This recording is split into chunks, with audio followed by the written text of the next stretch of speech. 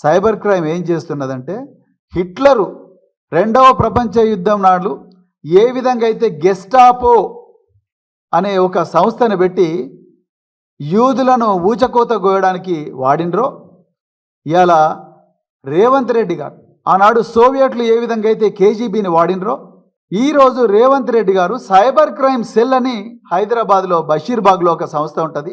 ఆ సీక్రెట్ సంస్థను ఇలా బీఆర్ఎస్ నాయకుల మీద, బీఆర్ఎస్ కార్యకర్తల మీద, మిగతా ప్రతిపక్షాల మీద వాడుతున్నాడు. కేవలం బీఆర్ఎస్ మీదనే వాడుతున్నాడు, ఆయన బీజేపీ మీద వాడతలేడు. దాని మీద కూడా నాకు ఆధారాలు ఉన్నాయి, నేను అవి కూడా క్లియర్గా చెప్తా. ఇలా రేవంత్ రెడ్డి ఏమో BJP protection force, BJP security ఫోర్స్గా మారిండు. బీజేపీ వాళ్ళేమో రేవంత్ రెడ్డి ప్రొటెక్షన్ ఫోర్స్గా మారిండ్రు, ఆర్పీఎఫ్ బీఎస్ఎఫ్గా మారిండ్రు వీళ్ళు.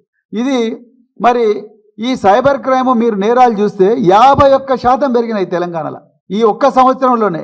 మరి నేరాలు తగ్గించాలి కదా, ప్రజల లోపల అవేర్నెస్ తీసుకురావాలి కదా. మోసాలు మరి ఫిషింగ్ మోసాలు అంటున్నారు, బెట్టింగ్ ఫ్రాడ్స్ అంటున్నారు, ఆన్లైన్ బెట్టింగ్ యాప్స్ అంటున్నారు, ఆన్లైన్ లోన్ యాప్స్ అంటున్నారు, హనీ ట్రాప్స్ అంటున్నారు, డిజిటల్ అరెస్ట్ అంటున్నారు.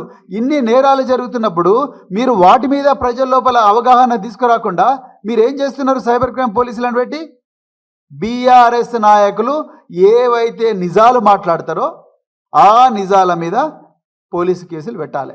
మీరు ఆ స్క్రీన్ షాట్ తీసుకోవాలి, ఆ యూఆర్ఎల్ తీసుకోవాలి, తీసుకొని మీరు గాంధీ భవన్ పంపిస్తారు.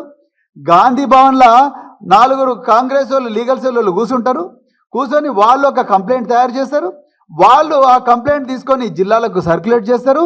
ఆ జిల్లా వాళ్ళు పోలీస్ స్టేషన్ పోగానే 2 నిమిషాలు ఎఫ్ఐఆర్ అయిపోతుంది.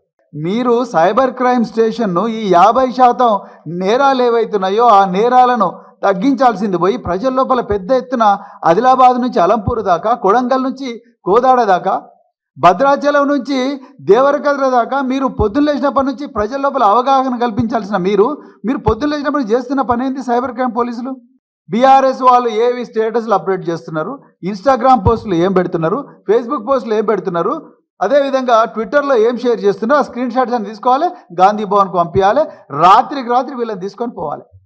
ఎంత ఘోరం అంటే సైబర్ క్రైమ్. మన్నే క్రిషాంక్ అనే ఒక సీనియర్ బీఆర్ఎస్ నాయకుడు, ఆయన రెగ్యులర్గా ఈ ప్రభుత్వంలో జరుగుతున్న అక్రమాలు ఏవైతే ఉన్నాయో అవి ఆధారాలతో సహా ముందర పెడుతుంటాడు. ఆయన ఉస్మానియా యూనివర్సిటీ వార్డెన్ ఇచ్చిన నోటీసును ఆయన పెడితే, ఆయన నోటీసు ఒరిజినల్ నోటీస్ ఆయన పెడితే దాన్ని ఫేక్ నోటీస్ అని చెప్పేసి ఆయనను ముందు పోలీసులు తీసుకుపోయి ఆయన సెల్ ఫోన్ గుంజుకుంటారు. 15 నిమిషాల ఎఫ్ఐఆర్ అయిపోతుంది. ఇంకొక 10 నిమిషాల ఎఫ్ఐఆర్ కాపీ మేజిస్ట్రేట్ దగ్గరికి పోతుంది. ఇంకొక 10 నిమిషాల మన్నే క్రిషాంక్ అరెస్ట్ అయిపోతాడు, జైలుకు పోతాడు. ఆయన బెయిల్ రావాలంటే మళ్ళీ పోలీసులు పోయి అపోజ్ చేస్తారు. ఇది పరిస్థితి తెలంగాణలో. గౌరవ డీజీపీ గారు జితేందర్ గారు ఈ విషయాలు ప్రజలకు చెప్పలేదు. మేము అదే చెప్తున్నాం. ఈ రాజకీయ కక్షలతో నడుస్తున్నది పోలీసింగ్ అన్న విషయం డీజీపీ గారు చెప్పలేదు. మేము నిస్సహాయలం, అంతా ముఖ్యమంత్రి నడిపిస్తున్నాడు, ఇంక నుంచి బీఆర్ఎస్ నాయకులను టార్గెట్ చేయమని చెప్తున్నాడు అనే విషయం డీజీపీ గారు నిన్న ప్రజలకు చెప్పకుండా దాచిండ్రనే బాధతోనే మేము ఇవాళ తెలంగాణ ప్రజలకు ఈ వాస్తవం చెప్తున్నాం.